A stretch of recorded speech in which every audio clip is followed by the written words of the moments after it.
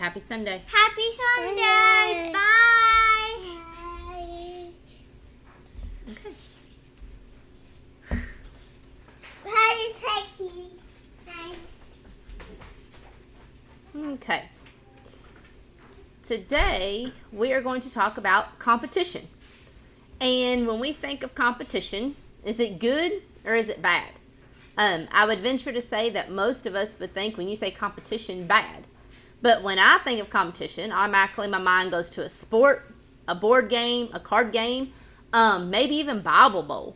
And if you are competitive, you want to win. And sometimes you get upset when you don't. I am not that competitive. I don't really care if we win or if we lose. I do it for the fun of it. Now, my husband is different. He plays to win. It doesn't matter if it's Bible Bowl, if it's a card game, if it's a sport, even if it's just a recreational sport. He wants to win. He doesn't get mad if he doesn't, but he's not happy. So we all know those two types of people, and that's not bad. But in a sporting event, a board game, a card game, Bible Bowl, what are we doing? We are pushing ourselves to win. And is that bad? No, because competition can teach us a lot of things. And I'm going to tell us 3 things that competition should teach us. The first thing is it should help us learn how to win and lose gracefully. You're not going to win every time. So we have to figure out how to lose gracefully and not pout, not whine, not fight, not get mad, don't lose control. The second thing about competition is it can help us appreciate someone else's effort and congratulate your opponent on a job well done. Again, I think of Elizabeth. She's playing, I call it softball, but coach pitch. And after every game, whether they win or lose, whether they're happy or sad, you make them line up and they shake hands. And you tell the other team, good job. Now, the other team may be a team that didn't play fairly. It may be a team that the coach had a bad mouth. It may be a team that cheated the whole time. But we tell her no matter what, she's going to go over there and shake every single player's hand. Even if it's a player like in soccer season, we had one that just flat out knocked her down and ran her over. After every game, she went up to her and good job. She didn't like it, but we made her do it. So that's something competition can help. Thirdly, competition helps us when we're competing as a group. And when we compete as a group, it helps us learn how to work together. And that helps with not wanting all the glory. Not being what I would call a ball hog if you're in a sport. Thinking that you're the one who has to win for the team. You're the only one who's going to win. That helps us work with others as well and not get the big head. But what about, those are all like pretty common competitions, and I had never really thought of this as a competition, but what about our day-to-day competitions? Who has the best looking husband? Who has the best paying job? Who has the most expensive house, most expensive car? Who has the best kids? Who lives in the best neighborhood? And it goes on and on and on. Does any of that sound familiar? Of course it does. We've all had those conversations. We've all talked about that, but did we ever sit there and think that that is a competition? We may not mean anything by it, but when you're saying so-and-so has the best husband, you're comparing all the other husbands. Isn't that a competition? The best paying job, again, you're comparing to other people. Not bad, but it's just an everyday competition. And as we all know, sometimes competitions can get ugly. Why do they get ugly? It's because we become full of envy. And as Christians, we need to strive not to be an envious person. It's hard at times. It's hard when your coworker gets that promotion that you might have deserved, or that you needed, or that you wanted, or that you were qualified for. Bring it to the family level. That first child, that first grandchild. Competition, isn't it? Okay, well, you had the first boy. I want to be the first girl. You had twins. I want to have twins. There's competition. And that can turn ugly if we become envy, or if we become envious. And envy is wanting what someone else has, or feeling bad toward them when they have an advantage. And we shouldn't act like that. We should be happy for that person, even though it takes all of our being, everything we have to be happy for that person at times. We need to be that person. Proverbs 14:30 says, a tranquil heart gives life to the flesh, but envy makes the bones rot. We will never be content if we are full of envy. You can try it. If someone has a better husband, you're not going to be content because you're not looking at your husband. You're not fulfilling your needs with your husband and your family. If someone has a better house, you're never going to be happy because what? You're always going to want better, bigger. If someone has a brand new car and you want a brand new car, you're never going to be happy. Even if you get that new car, then your next neighbor may go and buy a new boat. So are you happy? No. You want the boat now. So we see, and it all sounds silly, and we all think, hey, we're not that way. But if we're honest, all of us have a competition inside of us every day about something. And it may be, for me, it is so-and-so teaches better than me. So-and-so knows their Bible more. So-and-so knows exactly where to go anytime you ask them a question. Now, that falls on me. I shouldn't be envious of that because what do I need to do? I need to study more. I need to prep more for my class. I need to be ready. But sometimes that envy grabs a hold of us and we let that competition get out of control. We also see in Mark 15:10 that the chief priests were envious of Jesus. And they were envious because they wanted people following them. They wanted to be the in person. And Jesus had this big crowd of people following him, and they didn't like it. So what did they do? What did they do to Jesus? We see in verse 10, they killed him. What better way to get rid of the competition is you just kill them. We should never get to that point. And verse 10 says, for he perceived that it was out of envy that the chief priests had delivered him up. So we know this is leading up to the crucifixion. And this is where they had to choose to let Jesus go or let Barabbas go. And we know they chose Barabbas. That's where this setting is. But what did these chief priests do? They let envy build up inside of them. And what does envy turn into? Jealousy. And again, as a Christian, we are not to be a jealous type person. It's hard.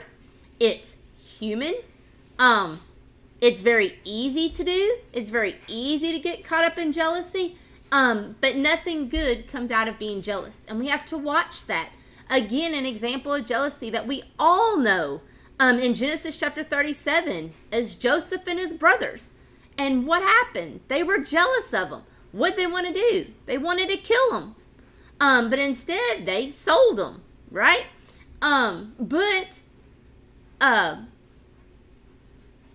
We see that even though Joseph was favored, we read that, but his brothers were so jealous, they sold him into slavery. Sold him. They wanted to get rid of the competition so bad, they sold him. Proverbs 6:34 says, for jealousy makes a man furious, and he will not spare when he takes revenge. So when we get jealous, what happens? We get mad and there's nothing stopping us. We spiral out of control, we take revenge, and we can't control ourselves. Proverbs says we should not do this. Romans 13:13 says, let us walk properly as in the daytime, not in orgies and drunkenness, not in sexual immorality and sensuality, not in quarreling and jealousy. We are not to walk in jealousy. Galatians 5:19-21. Now the works of the flesh are evident: sexual immorality, impurity, sensuality, adultery, sorcery, enmity, strife, jealousy, fits of anger, rivalries, dissensions, divisions, envy, drunkenness, orgies, and things like these. I warn you, as I warned you before, that those who do such things will not inherit the kingdom of God.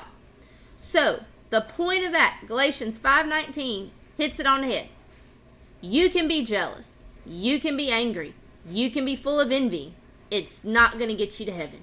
It says right in verse 21, those that do these things will not inherit the kingdom of God. You can be as close to perfect as you think you can be. But you have jealousy, envy, you take competition to another level, you're not going to inherit the kingdom of God. You're not. We also see in 1 Samuel 18:9 the jealousy between Saul and David. And it says, and from that time on, Saul kept a jealous eye on David. He was jealous, constantly watching him. We see that jealousy has been around since the beginning, and what good comes from it? Nothing. In Genesis 4, we read about Cain was jealous of Abel's sacrifice to God. So what did Cain do? He killed him. Why did he kill him? He was jealous. He was angry. His brother got something more than he did. Is that how we're supposed to act? No. We as Christians, we as people, we as humans, we as women in the church, women in general, women in the workplace, women in the family, friends, whatever you want to fill in that blank. We need to be careful not to be jealous or envious of our friends, of our family, of our church people, of our co-workers, and the list goes on and on and on. Instead, when your coworker gets a promotion, when your friend has a baby, when someone gets a new house, a new car, we need to be supportive and encourage them and show love and kindness to them. We are commanded to show love and kindness every day, no matter what the situation is. Do you have to be happy about it? No. Do you have to like it? No. But you have to control that. You have to pretend that you like it, even if it's a simple, I'm happy for you, and you move on. Even if it's a simple, good job at the end of the game when the girl plows you over, and you still get up and you say, good job, good game. You know, that's what Christians are called to do. We are not called to be jealous or envious. Galatians 6:4-5 says, but let each one test his own work, and then his reason to boast will be in himself alone and not in his neighbor. For each will have to bear his own load. This tells us here we have our own load and we have to bear it. If we're jealous, it's just going to add on to that load. Again, we go back up and it says we'll never be content if we're jealous. If we're never content, we're never happy. If we're never happy, then is our family happy? Are our friends happy? Are our coworkers happy? No. You're just not going to have a very happy life. It is up to us. Believe it or not, it is up to us. We can choose to resent and envy others, or we can choose to look at others and ourselves with a godly perspective. Which one are you going to choose? What are you going to choose? Now, me saying all this, this is the end of the devotional. With me saying all of this, I'm not saying that competition is bad. I'm not saying that if you want to go play a sport, if you are competitive in a card game, if you are better at, I don't want to say at the Bible, but you have better knowledge than somebody else, none of those things are bad. It's how we react to our competition. More so, how to react when we lose. Or when we win, do we go up to someone and say, I knew I was better than you? Or do we say, hey, without me, you all never would have won that game. If it wasn't for me, we wouldn't even made it this far. As Christians, we need to watch that. Like we talked about our day-to-day competitions. We should be content with what we have. Yes, again, it's human that if someone has a better house, a better car, that you might want to better yourself, but don't get so jealous that it destroys your life, your mindset. It makes you a bad person because all you're trying to do is catch up to the next person or meet their expectations. As Christians, we shouldn't be that. So I hope you all have a great week. I know some of the people watching this are very competitive, and you all probably know what I'm saying. And, you know, some people are sore losers and some aren't. But when we're in a situation, when we are with friends or wherever we need to be competing, I hope that as Christians we are showing the godly way, showing how to be a Christian, and that we're not jealous in our everyday lives. I hope you all have a great week, and I will see you all here next week. Thank you.